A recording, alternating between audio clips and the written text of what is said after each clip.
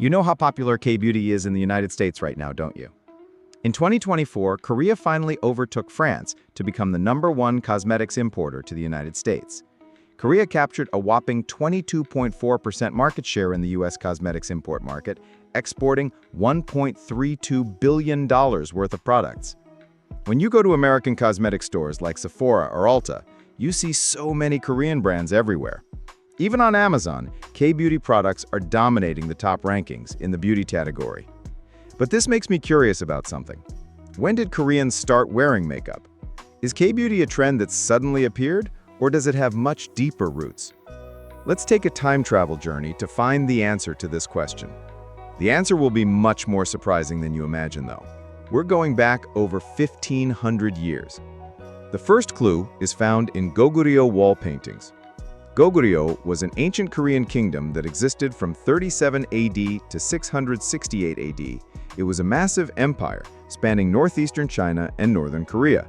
But when you look closely at Goguryeo tomb murals, you can discover something truly amazing. Women depicted in murals from the 5th and 6th centuries, that's over 1,500 years ago, are wearing perfect makeup. The Anak Tomb No. 3 mural in South Hwanghae Province, North Korea, is the most representative example.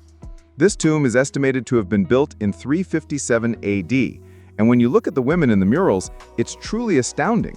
They have white faces with red lips and precisely drawn eyebrows. It's not just roughly applied either, it's genuinely sophisticated. They used lead powder to make their faces white, applied rouge to make their lips red, and drew their eyebrows with ink to create perfect arches. They even applied rouge in circular patterns on their cheeks to create an effect similar to modern blush. What's even more amazing is that this wasn't just a culture exclusive to the nobility. Various social classes of women appear in Anak Tomb No. 3, and most of them are wearing makeup. Women working in kitchens and women working at grain mills are all wearing basic makeup. This means makeup had already established itself as a common cultural practice. But it wasn't just Goguryeo. If you look at the murals from Muyangchong and Gakchechong tombs in Jian, China from the same period, you can see even more interesting scenes. Muyangchong depicts 14 men and women dancing, and all the women shown are wearing elaborate makeup. These murals, created from the early to mid-5th century, show how important makeup was to Goguryeo people. So what about the other kingdoms during the Three Kingdoms period? During this time, there were 3 major kingdoms on the Korean peninsula. Goguryeo occupied the north, Baekje was in the southwest, and Silla was in the southeast. These 3 kingdoms are called the Three Kingdoms, and each developed its own unique culture. Particularly, makeup culture had distinct characteristics in each kingdom. Baekje was a kingdom that existed from around 18 AD to 660 AD, centered in areas that are now Seoul, Chungcheong Province, and Jeolla Province. Baekje was the most technologically advanced. Baekje's makeup techniques were transmitted to Japan. Around the 6th century, craftsmen who crossed from Baekje to Japan laid the foundation for Japanese court makeup culture. The techniques Baekje transmitted at this time were lead powder manufacturing techniques and rouge production techniques. Silla was a kingdom that existed from around 57 AD to 935 AD, centered in what is now Gyeongsang Province. It was also the kingdom that later unified the 3 kingdoms. Silla had a truly interesting characteristic. You know about the Hwarang system, right? It was an organization where young male nobles of Silla learned martial arts and academics.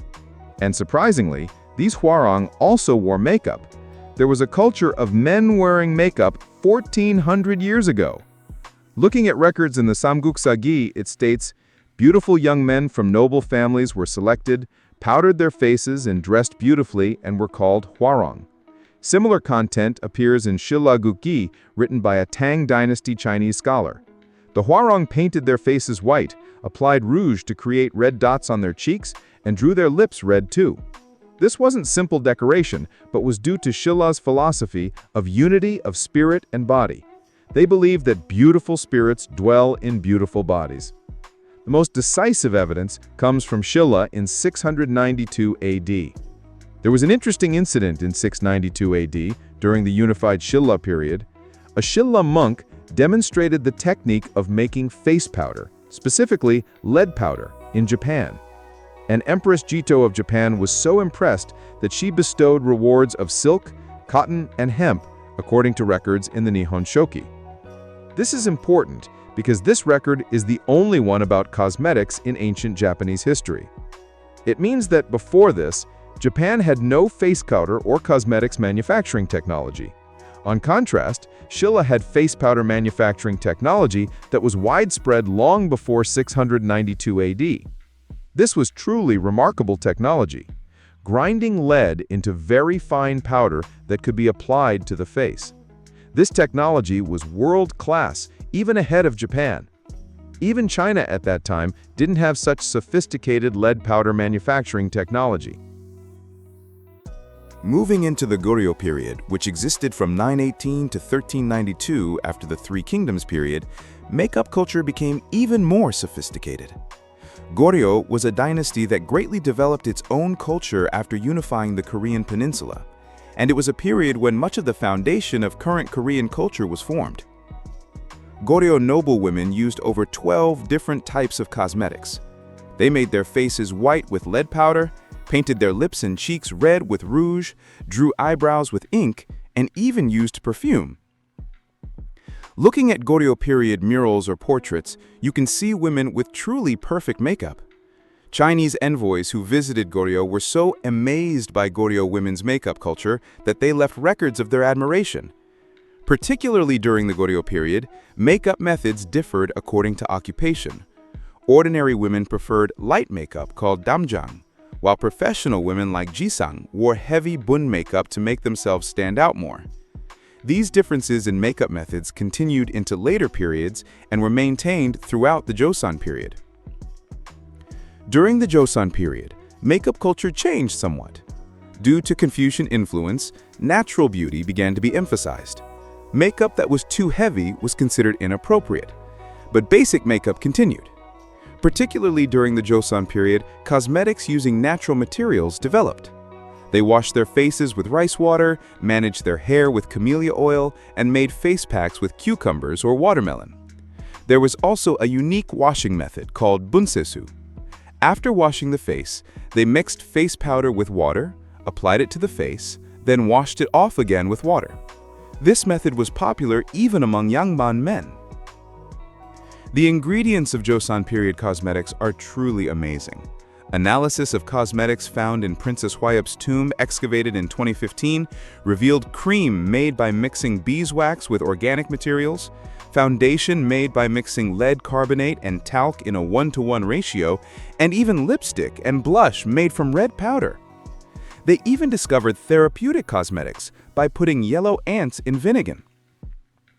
Looking at the traditional Korean medicine materials used at the time, medicinal herbs like angelica, mugwort, peony, eclipta, and licorice were widely used for skin treatment and beauty purposes. These natural cosmetic manufacturing methods are detailed in Joseon period literature like Dongbogam, Imwanggyeongjeji, and Yuhapcheongso. Here's where a really interesting connection emerges. The natural beauty pursued during the Joseon period, the use of natural materials, and the philosophy of valuing the inherent health of skin is exactly the core philosophy of current K-beauty. The K-beauty trend of pursuing transparent, healthy skin called glass skin actually comes from the beauty philosophy of the Joseon period 500 years ago. Moving to modern times, Korea's traditional makeup culture was temporarily interrupted during the Japanese colonial period and the Korean War.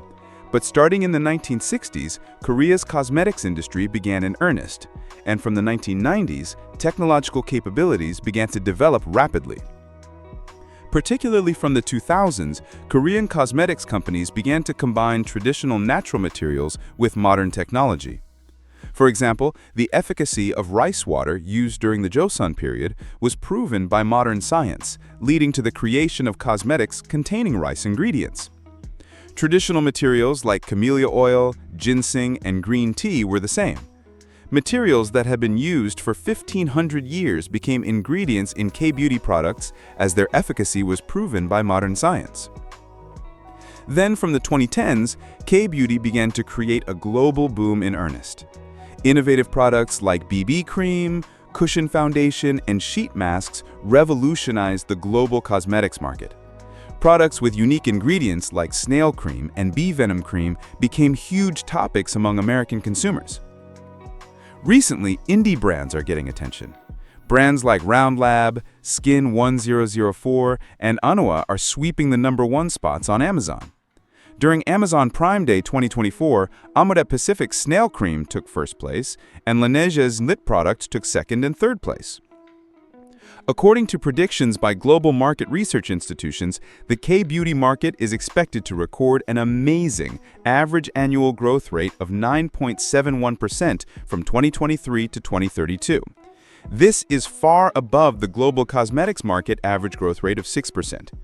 Particularly in the United States, Korea has taken first place in the color cosmetics import market, and Korean cosmetics are also recording first place in imports in Japan. In conclusion, K-beauty isn't a trend that suddenly appeared. It's the result of over 1,500 years of long history and tradition meeting modern technology.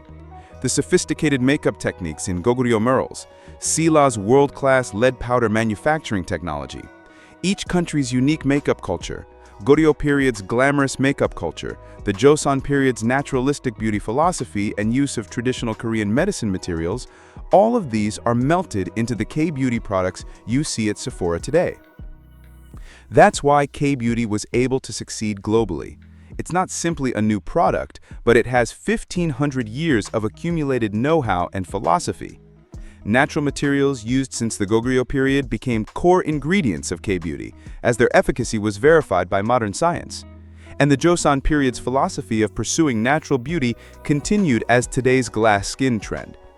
Even the male makeup culture practiced by Silla Hwarang became the foundation for K-beauty's current success in the men's market. K-beauty will continue to grow in the future.